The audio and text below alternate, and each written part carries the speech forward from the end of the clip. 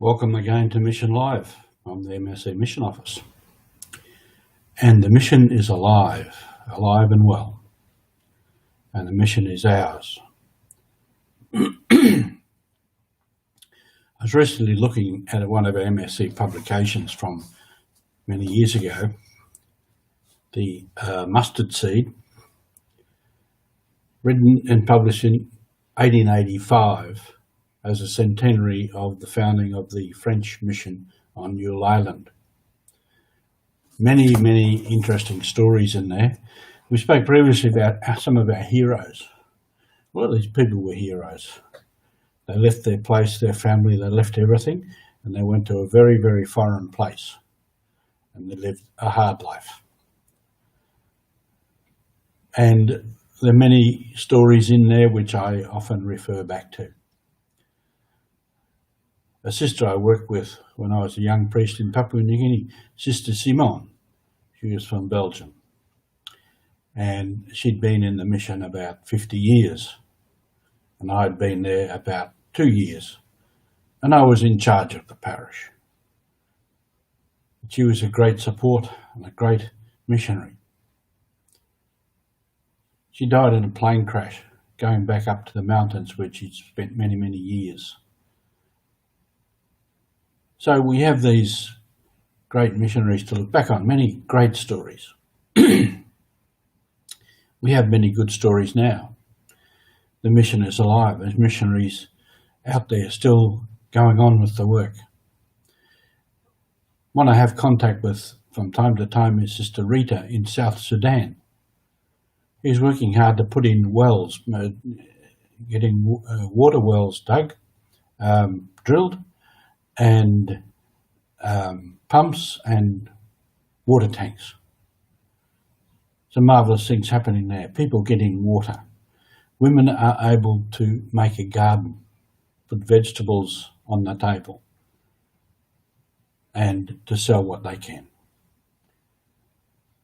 She's been out there in South Sudan for many years. I knew her in Papua New Guinea when she was running the girls' school at Yule Island. A great worker. A woman of great determination and strength, great faith, a great missionary. We can repeat many of these stories from all around the place.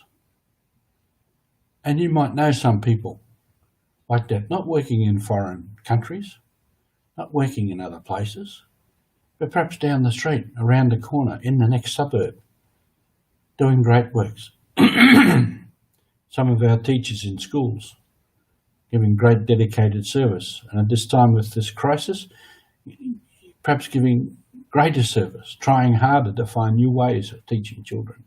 Nurses risking their lives on the front line.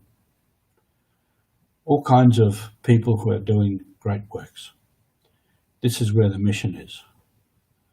You don't have to be preaching the gospel as such, but to preach the gospel in our words and actions. That's where it matters. That's where it matters. Another story I'll tell of a French missionary who's in Papua. I knew him only as an old man, but they said as a young man, nobody could work with him. He was so dynamic, so fast. His name was Father Bon, Alphonse Bon. And the story goes, he told the story himself, that during the war, the Second World War, there were no new recruits coming. And he was due to go home on leave. Once every 10 years I could go home on leave. But there was no one coming, and shipping was not good. So he stayed and stayed. Until after the war, some new recruits came.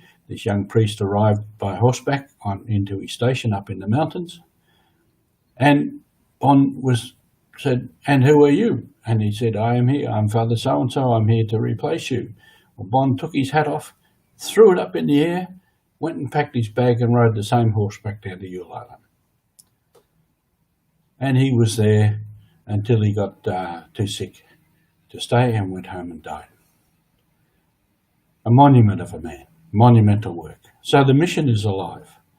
And the mission is alive today. And the mission is still there for us. As I've said, if there's one person out there who does not acknowledge and believe in Jesus Christ, then the mission is there. So let us go on with our mission today.